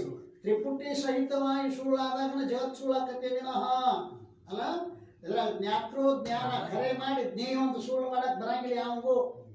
ಜ್ಞೇಯವಾದ ಜಗತ್ತೊಂದು ಸುಳ್ಳತಿ, ಜ್ಞಾತೃ ಜ್ಞಾನ ಖರೆ ಅದಾವ ಅಂತ ಹೇಳಕ್ ಬರುತ್ತೆ. ಜ್ಞಾತೃ ಜ್ಞಾನ ಜ್ಞೇಯ ತ್ರಿಪುಟಿ ರೂಪವಾಗಿರ್ತಕ್ಕಂಥದ್ದು ಎಲ್ಲವೂ ಮಿಥ್ಯ ಅಂತ ಹೇಳೋದದ. ಆದರೆ ಪರಮಾರ್ಥಿಕವಾಗಿ ಸತ್ತದಿಂದ ಮೂರು ಕಾಲದಲ್ಲಿ ಅಭಾವಿರುವುದೆಂದು ಶ್ರುತಿಯಿಂದಲೂ ಯುಕ್ತಿಯಿಂದಲೂ ತತ್ವಜ್ಞಾನಿ ನಿಶ್ಚಯಿಂದಲೂ ಕೂಡ ವಿಷಯರೂಪ ನಿವೃತ್ತಿಯಾಗುವುದು ಅದು ನಿವೃತ್ತಿಯ ನಿವೃತ್ತಿ. ಹೊಸದಾಗಿ ನಿವೃತ್ತಿ ಆಗಂಗಿಲ್ಲ, ಅದು ನಿತ್ಯ ನಿವೃತ್ತಿನೇ ಐತಿ ಅಂತ ಗ್ರಂಥದ ಪ್ರಯೋಜನವು ಸಿದ್ಧಿಸುತ್ತದೆ. ಇನ್ನೊಂದು ಶಂಕ ಮಾಡ್ತಾನೆ, ಒಂದು ಪದಾರ್ಥದಲ್ಲಿ ಭಾವಭಾವ ಎರಡು ಸಂಭವಿಸುವುದಿಲ್ಲ ಅಲ್ಲ. 31ನೇ ವಿಷಯಾಂಕ. ಒಂದು ಪದಾರ್ಥದಲ್ಲಿ ಒಂದು ಪದಾರ್ಥ ಯಾವುದು ಮೋಕ್ಷ, ಒಂದು ಪದಾರ್ಥ ಯಾವುದು ಮೋಕ್ಷ. ಅದರಲ್ಲಿ ಭಾವ ಮತ್ತು ಅಭಾವ ಇವೆರಡು ಹೆಂಗೆ ಸಂಭವಿಸ್ತಾವಪ್ಪ ಅದನ್ನ ಹೇಳ್ತಾನೆ. ಕಾರಣ ಸಹಿತ ಜಗತ್ತಿನ ನಿವೃತ್ತಿ ಮತ್ತು ಪರಮಾನಂದದ ಪ್ರಾಪ್ತಿ ಗ್ರಂಥದ ಪ್ರಯೋಜನವಿರುತ್ತದೆ. ಕಾರಣ ಸಹಿತ ಜಗತ್ತಿನ ನಿವೃತ್ತಿ, ಪರಮಾನಂದ ಪ್ರಾಪ್ತಿ. ನಿವೃತ್ತಿ ಅಭಾವ, ಬ್ರಹ್ಮಾನಂದ ಪ್ರಾಪ್ತಿ ಭಾವ. ಹಿಂಗೆ ಹಿಂಗೆ ಹಿಂಗೆ ಹಿಂಗೆ ಮಾಡೋದ ನಾವು ಅಲ್ಲ. ಹೀಗೆ ಪೂರ್ವದಲ್ಲಿ ಹೇಳಿದ್ದು ಸಂಭವಿಸುವುದಿಲ್ಲ. ಏಕೆಂದರೆ ನಿವೃತ್ತಿ ಹೆಸರು ಧ್ವಂಸಕ್ಕೆ ಇರುತ್ತದೆ. ಧ್ವಂಸ ಮತ್ತು ನಾಶ ಎರಡು ಪರ್ಯಾಯ ಶಬ್ದಗಳಿರುತ್ತವೆ. ಆ ನಾಶವು ಅಭಾವ ರೂಪವಿದೆ. ಆದ್ದರಿಂದ ಮೋಕ್ಷದಲ್ಲಿ ಭಾವರೂಪತ ಮತ್ತು ಅಭಾವ ರೂಪತ ಎರಡು ಪ್ರತಿನಿಧಿ ಆಗುತ್ತದೆ. ಒಂದು ವಸ್ತು ಎರಡು ಹೆಂಗಿರ್ತಾವಪ್ಪ ಕೇಳ್ತಾನ, ಅದನ್ನ ಬಿಚ್ಚ ಹೇಳ್ತಾನ ನೋಡು. ಅನರ್ಥದ ನಿವೃತ್ತಿ ಹೇಳುವುದರಿಂದ ಅಭಾವ ರೂಪತ ತೋರುವುದು, ಪರಮಾಣು ಪ್ರಾಪ್ತಿ ಹೇಳುವುದರಿಂದ ಭಾವರೂಪತ ಅದು ಇಲ್ಲ. ಒಂದು ವಸ್ತುನಾಗ ಒಂದು ಭಾವ ಒಂದು ಅಭಾವ ಎರಡು ಹೆಂಗಿರ್ತಾವೆ, ಅವೆರಡು ಪದಾರ್ಥಗಳಲ್ಲಿ ಸಂಭವಿಸುವುದಿಲ್ಲ. ಒಂದು ಪದಾರ್ಥ ಅವೆರಡು ಸಂಭವಿಸುವುದಿಲ್ಲ. ಯಾಕಂದ್ರೆ ಭಾವರೂಪತ ಮತ್ತು ಅಭಾವರೂಪತ ಎರಡು ತಮ್ಮ ತಮ್ಮಲ್ಲಿ ವಿರೋಧವಿದೆ. ಯಾವುದು ಭಾವ ಇರುತ್ತೆ ಅಲ್ಲಿ ಅಭಾವ ಇರಂಗಿಲ್ಲ, ಅಭಾವದಲ್ಲಿ ಭಾವ ಇರಂಗಿಲ್ಲ. ಯಾವ ವಿರೋಧ ಧರ್ಮ ಇರುವವೋ ಅವು ಒಂದೇ ಕಾಲದಲ್ಲಿ ಒಂದೇ ವಸ್ತುವಿನಲ್ಲಿ ಒಂದೇ ಕಾಲದಲ್ಲಿ ಒಂದೇ ವಸ್ತು. ಈಗ ಈ ಕೋಣೆಯೊಳಗ ಬೆಳಕು ಅದ, ರಾತ್ರಿ ಬೆಳಕಿನ ಅಭಾವ ಆಕೈತಿ. ಒಂದ ಕೋಣೆ ಕಾಲ ಭಿನ್ನದಿಂದ ಭಾವ ಭಾವ ಹೊಂದಬಹುದು. ಕೋಣೆ ಒಂದದ, ಒಂದು ಕತ್ಲ ಒಂದು ಬೆಳಕ, ಹಗಲು ಬೆಳಕ ರಾತ್ರಿ ಕತ್ಲ. ಕಾಲ ಭೇದದಿಂದ ಒಂದೇ ವಸ್ತು ನನಗೆ ಭಾವ ಭಾವ ಹೊಂದಬಹುದು. ಒಂದೇ ಕಾಲದಲ್ಲಿ ಒಂದೇ ವಸ್ತುವಿನಲ್ಲಿ ಅಲ್ಲ, ಒಂದೇ ಕಾಲದಲ್ಲಿ ಒಂದೇ ವಸ್ತುವಿನಲ್ಲಿ ಕೂಡಿ ಇರುವುದಿಲ್ಲ. ಆದ ಗ್ರಂಥ ಪ್ರಯೋಜನವು ಸಂಭವಿಸುವುದಿಲ್ಲ. ಹೀಗೆ ಯಾರಾದರೂ ಸಮಸ್ಯೆ ಮಾಡಿದರೆ ಆ ಸಮಸ್ಯೆಗೆ ಈ ರೀತಿ ಉತ್ತರವಿರುತ್ತದೆ. ಅಧಿಷ್ಠಾನತೆ ಭಿನ್ನ ನಹಿ, ಜಗತ್ ನಿವೃತ್ತಿ ಬಖಾನ, ಸರ್ಪ ನಿವೃತ್ತಿ ರಜ್ಜು ಜಿಮ್ಮೈ, ಭಯೇ ರಜ್ಜು ಜ್ಞಾನ ಅಂತಾರ. ಕಾರಣ ಸಹಿತ ಜಗತ್ತಿನ ನಿವೃತ್ತಿಯು ಅಧಿಷ್ಠಾನ ಬ್ರಹ್ಮರೂಪವೇ ಇರುತ್ತದೆ ಅಲ್ಲ. ಕಾರಣ ಸಹಿತ ಜಗತ್ತಿನ ನಿವೃತ್ತಿಯು ಅಧಿಷ್ಠಾನ ಬ್ರಹ್ಮರೂಪವೇ ಇರುತ್ತದೆ. ಆದ್ದರಿಂದ ಬೇರೆ ಇರುವುದಿಲ್ಲ ಅಲ್ಲ. ಹೇಗೆಂದರೆ ಹಾವಿನ ನಿವೃತ್ತಿಯು ಅಧಿಷ್ಠಾನ ಹಗ್ಗದ ಸ್ವರೂಪವೇ. ಹಾವು ಆ ಕಡೆ ಹರಿದು ಹೋದ್ರಿ ಇಲ್ಲಿ ಹಗ್ಗತ್ರಿ ಅಂತ ಹಿಂಗೇನ್ರಿ ಅನ್ಸಿತ್ತೇನೋ? ಇಲ್ಲ. ಯಾವ ಹಾವಾಗಿ ತೋರಿತ್ತೋ ಅದುವೇ ಹಗ್ಗದ. ಹಾವಿನ ನಿವೃತ್ತಿ ಅಧಿಷ್ಠಾನ ಹಗ್ಗದ ಸ್ವರೂಪವೇ ಹೇಗಿರುವುದೋ ಅದರಲ್ಲಿ ಎಲ್ಲ ಕಲ್ಪಿತ ವಸ್ತುಗಳ ನಿವೃತ್ತಿಯು ಅಧಿಷ್ಠಾನ ರೂಪವೇ ಆಗಿರುತ್ತದೆ. ಕಲ್ಪಿತ ನಿವೃತ್ತಿ ಅಂದ್ರೆ ಬೇರೆ, ಅಧಿಷ್ಠಾನ ಪ್ರಾಪ್ತಿ ಅಂದ್ರೆ ಬೇರೆ ಇಲ್ಲವೇ ಇಲ್ಲ ಅಲ್ಲ. ಹಗ್ಗದ ನಿವೃತ್ತಿಯೇ, ಹಾವಿನ ನಿವೃತ್ತಿ ಹಗ್ಗದ ಸ್ವರೂಪ ಹೆಂಗೋ ಅದರಂತೆ ಭಿನ್ನವಿರುವುದಿಲ್ಲ. ಇದು ಭಾಷ್ಯಕಾರ ಸಿದ್ಧಾಂತವಿರೋದು. ಆದ್ರೆ ಈ ಸ್ಥಾನದಲ್ಲಿ ಅರ್ಥ ನಿವೃತ್ತಿಯು ಬ್ರಹ್ಮರೂಪ ವಿರುತ್ತದೆ ಅಂತ ಹೇಳ್ತಾ ಇದ್ದಾರೆ. ಏನು ಟಿಪ್ಪಣಿ ಅದಲ್ಲ? ಸ್ವಲ್ಪ ಲಕ್ಷ್ಯ ಕೊಡಬೇಕಾ? ಕಲ್ಪಿತ ಅನರ್ಥದ ನಿವೃತ್ತಿಯು ಎರಡು ಪಕ್ಷವಿರುತ್ತದೆ. ಕಲ್ಪಿತದ ಅನರ್ಥದ ನಿವೃತ್ತಿಯಲ್ಲಿ ಅಲ್ಲ, ಕಲ್ಪಿತದ ಅನರ್ಥದ ನಿವೃತ್ತಿಯಲ್ಲಿ ಎರಡು ಪಕ್ಷಗಳು ಇರುತ್ತವೆ. ಒಂದು ಪಕ್ಷ ಯಾವುದಪ್ಪ? ಜ್ಞಾತತ್ವ ಧರ್ಮದಿಂದ ಉಪಲಕ್ಷಿತವಾದ ಅಧಿಷ್ಠಾನ ರೂಪವು ಕಲ್ಪಿತ ನಿವೃತ್ತಿ ಇರುವುದು, ಇದು ಪ್ರಥಮ ಪಕ್ಷ. ಜ್ಞಾತತ್ವ ಧರ್ಮದಿಂದ ಉಪಲಕ್ಷಿತವಾದ, ಉಪಲಕ್ಷಿತ ಅಂದ್ರೇನು? ಉಪಲಕ್ಷಣದಿಂದ ತಿಳಿಸಿಕೊಂಡದ್ದು ಉಪಲಕ್ಷಿತ, ಅಥವಾ ಉಪಲಕ್ಷಣದಿಂದ ತಿಳಿಸಿಕೊಂಡದ್ದು ಉಪಲಕ್ಷಣ. ಕಾಗೆ ಕುಳಿತದ್ದೇ ದೇವದತ್ತನ ಮನೆ ಅಲ್ಲ. ಪರಿಸರವನ್ನ ದೇವದತ್ತನ ಮನೆಯಲ್ಲಿ ಅಂತ ಕೇಳುವಾಗ ಅವನ ಮನೆ ಮುಂದೆ ಕಾಗೆ ಕೂತಿತ್ತಪ್ಪ. ಹೇಳ್ದ, ನೋಡ್ರಿ ಅಲ್ಲಿ ಕಾಗೆ ಕೂತದ್ ನೋಡ್ರಿ, ಅದೇ ದೇವದತ್ತನ ಮನೆ ಅಂದ್ರು. ಕಾಗೇನಾಯ್ತು? ಉಪಲಕ್ಷಣ. ದೇವದತ್ತನ ಮನೆ ಉಪಲಕ್ಷಿತ. ಉಪಲಕ್ಷಣದಿಂದ ತಿಳಿಸಿಕೊಂಡದ್ದು ಯಾವುದೋ ಉಪಲಕ್ಷಿತ. ಇಲ್ಲಿ ಅದರಂತೆ ಜ್ಞಾತತ್ವ ಧರ್ಮದಿಂದ ಉಪಲಕ್ಷಿತವಾದ ಅಧಿಷ್ಠಾನ ಹಗ್ಗ ಆ ಹಾವಿನ ಜ್ಞಾನ ಆಗೋಕ್ಕಿಂತಲೂ ಪೂರ್ವದಲ್ಲಿ, ಹಗ್ಗದ ಜ್ಞಾನ ಆಗೋಕ್ಕಿಂತ ಪೂರ್ವದಲ್ಲಿ ಹಾವು ತೋರ್ತಿತ್ತಲ್ಲ, ಹಗ್ಗಿತ್ತಿಲ್ವ? ಹಗ್ಗ ಅಧಿಷ್ಠಾನ ಇತ್ತು. ಆದ್ರೆ ಆ ಅಧಿಷ್ಠಾನದಲ್ಲಿ ಜ್ಞಾತತ್ವ ಧರ್ಮ ಇದ್ದಿದ್ದಿಲ್ಲ. ಜ್ಞಾತತ್ವ ಧರ್ಮ ಅಂದ್ರೇನು? ಜ್ಞಾನದಿಂದ ತಿಳಿಸಿಕೊಂಡಿದ್ದಕ್ಕೆ ಜ್ಞಾತತ್ವ ಧರ್ಮ ಅಂತ. ಜ್ಞಾನದಿಂದ ತಿಳಿಸಿಕೊಂಡದ್ದು ಹಗ್ಗ ಐತಿ, ಅಧಿಷ್ಠಾನವಾದ ಹಗ್ಗ ಐತಿ ಹಾವು ತೋರುವಾಗ. ಆ ಹಗ್ಗ ಜ್ಞಾತತ್ವ ಧರ್ಮ ಇಲ್ಲ. ಜ್ಞಾತತ್ವ ಜ್ಞಾನಕ್ಕೆ ವಿಷಯವಾದದ್ದು ಜ್ಞಾತತ್ವ ಅದಲ್ಲ. ಜ್ಞಾತತ್ವ ಧರ್ಮ ಇದ್ದಿದ್ದಿಲ್ಲ, ಅಲ್ಲಿ ತನಕ ಹಾವು ತೋರ್ತದಕ್ಕೆ.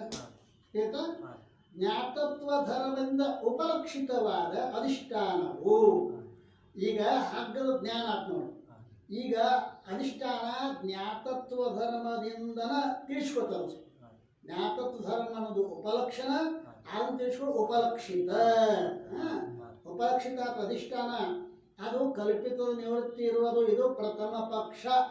ಇದು ಮೊದಲ ಪಕ್ಷ. ಎರಡನೇ ಪಕ್ಷನು ಕಲ್ಪಿತ ನಿವೃತ್ತಿ ಅಂದರೆ ಅಭಾವವು, ಅದರ ಅಧಿಷ್ಠಾನ ಅಂದರೆ ಅಧಿಕರಣದಿಂದ ಭಿನ್ನವಾಗಿ ಅನಿರ್ವಚನೀಯವಾಗಿದೆ, ಇದು ದ್ವಿತೀಯ ಪಕ್ಷ.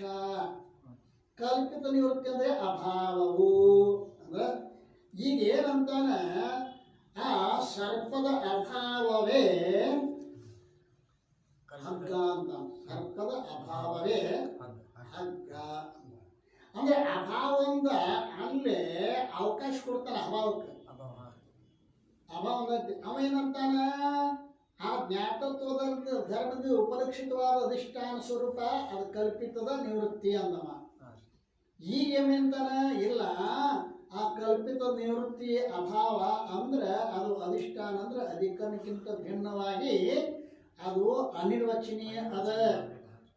ನಿಮಗೆ ದೃಷ್ಟಾಂತ ಹೇಳಿದ್ರೆ ಗೊತ್ತಾಗ್ತದೆ. ಪುರುಷನ ಅಭಾವವೇ ಸ್ಥಾನ ಅಂತ ಒಂದು ಶಬ್ದದ, ಪುರುಷನ ಅಭಾವ ಉಳ್ಳದ್ದು ಸ್ಥಾನ ಅಂತ ಒಂದು ಶಬ್ದದ. ಎರಡು ಶಬ್ದ ಮುಂದಿಟ್ಟುವರು ನೀವು. ಏನೇನು?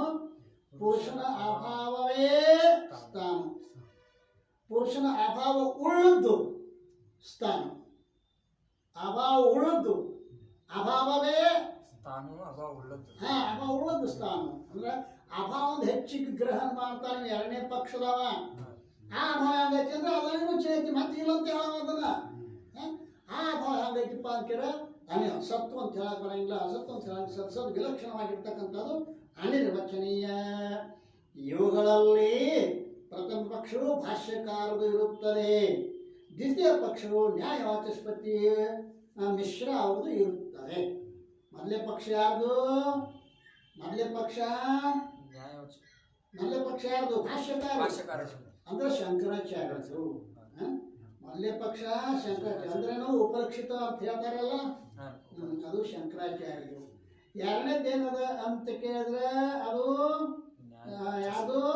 ವಾಚಸ್ಪತಿ. ಪ್ರಥಮ ಪಕ್ಷದಲ್ಲಿ ಪುರುಷ ಸ್ಥಾನ ಇರುವುದು. ಇದನ್ನು ಪ್ರಥಮ ಪಕ್ಷದಲ್ಲಿ ಏನದ? ಪುರುಷ ಸ್ಥಾನ ಇರೋದು. ಈ ವಾಕ್ಯದ್ದು ಪುರುಷನ ಅಭಾವವೇ ಸ್ಥಾನ. ಪುರುಷ ಬೇರೆ ಹೋದ ಅಂತ ಹಿಂಗ ಅರ್ಥ ಅಲ್ಲ.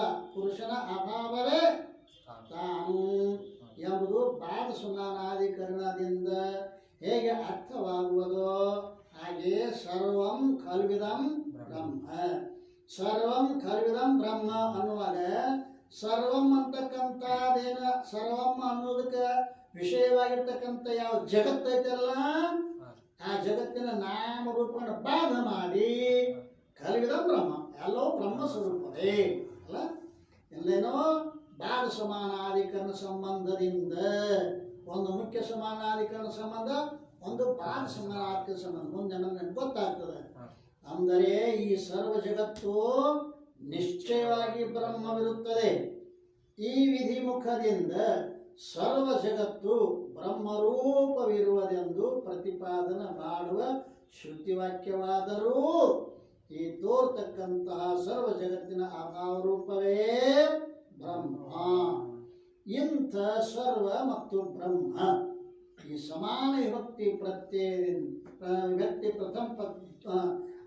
ಸಮಾನ ವಿಭಕ್ತಿಯೇ ಅಂದರೆ ಪ್ರಥಮ ವಿಭಕ್ತಿಯು ಎರಡು ಪದಗಳಲ್ಲಿ ಸಮಾನ ಬಾಧ ಸಮಾನಾಧಿಕರಣ ರೂಪದಿಂದ ಸಂಬಂಧದಿಂದ ಅರ್ಥವಾಗುವುದು.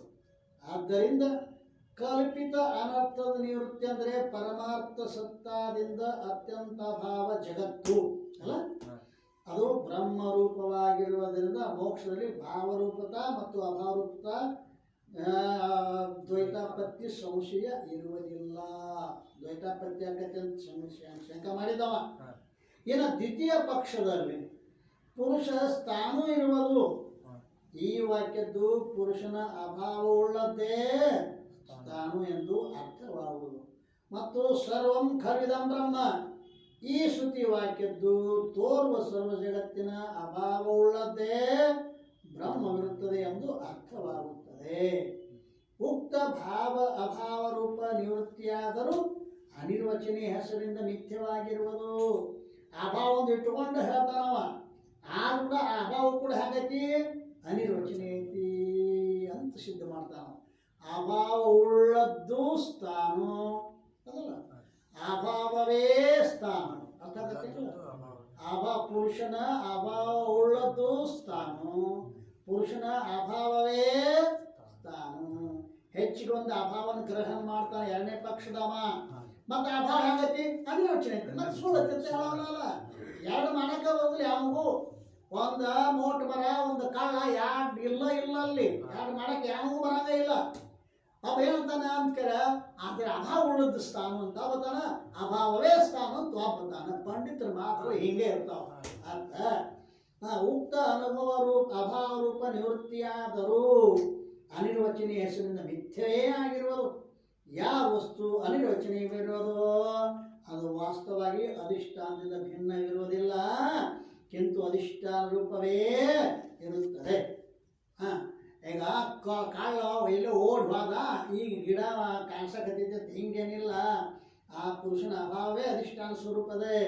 ಮೋಕ್ಷದಲ್ಲಿ ದ್ವೈತಾಪತ್ತಿ ಸಂಶಯವಿರುವುದಿಲ್ಲ. ಹೀಗೆ ಹೇಳಿರುವ ಯಾವ ಎರಡು ಪಕ್ಷಗಳಿರುವವೋ ಅವುಗಳಲ್ಲಿ ಪ್ರಥಮ ಪಕ್ಷವು ಲಾಘವವಿರುವುದು, ದ್ವಿತೀಯ ಪಕ್ಷವು ಗೌರವ ಇರುವುದು. ಮೊದಲನೇ ಪಕ್ಷ ಲಾಘವ ಸರಳ ಸುಲಭ. ಅಲ್ರಿ ಯಾರಿದು? ಮೊದಲನೇ ಪಕ್ಷ ಶಂಕರಾಚಾರ್ಯರು. ಎರಡನೇ ಪಕ್ಷ ನ್ಯಾಯವಾಚಸ್ಪತಿ ಅವ್ರದ್ದು. ಅವ್ರದ್ದು ಲಾಘವ ಅಂತ ಗೌರವ ಅಂತ ಹೇಳ್ತಾ ಇದ್ದಾರೆ. ಪ್ರಥಮ ಪಕ್ಷವು ಶ್ರೇಷ್ಠವಿದೆ. ಈ ರೀತಿಯಿಂದ ಮೋಕ್ಷದಲ್ಲಿ ದ್ವೈತಾಪತ್ತಿ ಸಂಶಯ ಬರುವುದಿಲ್ಲ ಅಂತ ಹೇಳಿ. ಏಕೆಂದರೆ ಯಾವ ಸರ್ವ ಅನರ್ಥದ ಅಧಿಷ್ಠಾನ ಬ್ರಹ್ಮವಿರುವುದೋ ಅದು ಬ್ರಹ್ಮವು ಭಾವರೂಪವಿರುವುದು. ಆದ್ದರಿಂದ ಅನರ್ಥದ ನಿವೃತ್ತಿಯು ಭಾವರೂಪವಾಗಿರುವುದರಿಂದ ಗ್ರಂಥದ ಪ್ರಯೋಜನವು ಸಂಭವಿಸುತ್ತದೆ. ಅನರ್ಥದ ನಿವೃತ್ತಿ ಒಂದು, ಬ್ರಹ್ಮದ ಪ್ರಾಪ್ತಿ ಒಂದು, ಎರಡು ಇಲ್ಲ. ಅನರ್ಥದ ನಿವೃತ್ತಿ ಏನದ ಅದು ಭಾವರೂಪದ ಬ್ರಹ್ಮವೇ ಐತಿ ಅಂತ ಈ ವಾಕ್ಯ ಸಿದ್ಧ ಆಯ್ತಲ್ಲ. ಜೋ ಜನ ಪ್ರಥಮ ತರಂಗಯ ಪಡಯಿತಾ ಹಿ ತತ್ಕಾಲ करहो मुक्त गुरुमूर्ति भय दादू दीन दयाल. ಯಾವ ಶಿಷ್ಯನು ಈ ಮೊದಲನೇ ತರಂಗವನ್ನ ಓದುತ್ತಾನೆಯೋ ಆತನಿಗೆ ಗುರುಗಳಾಗಿರ್ತಕ್ಕಂಥ ದುಃಖಿತರ ಮೇಲೆ ದಯನ ಮಾಡ್ತಕ್ಕಂಥ ದಾದೂಜಿ ಅವರು ಅವರನ್ನು ಮುಕ್ತರನ್ನಾಗಿ ಮಾಡುತ್ತಾರೆ ಅಂತ ಹೇಳಿ ಇತಿ ಶ್ರೀ ವಿಚಾರ ಸಾಗರದಲ್ಲಿರುವ ಅನುಬಂಧ ಸಾಮಾನ್ಯ ನಿರೂಪಣವೆಂಬ 1ನೇ ತರಂಗ ಮುಗಿದುದು. ಇನ್ನು ನಾಳಿನ ದಿವಸ 2ನೇ ತರಂಗ ಪ್ರಾರಂಭ. ಸದ್ಗುರುನಾಥ ಮಹಾರಾಜ್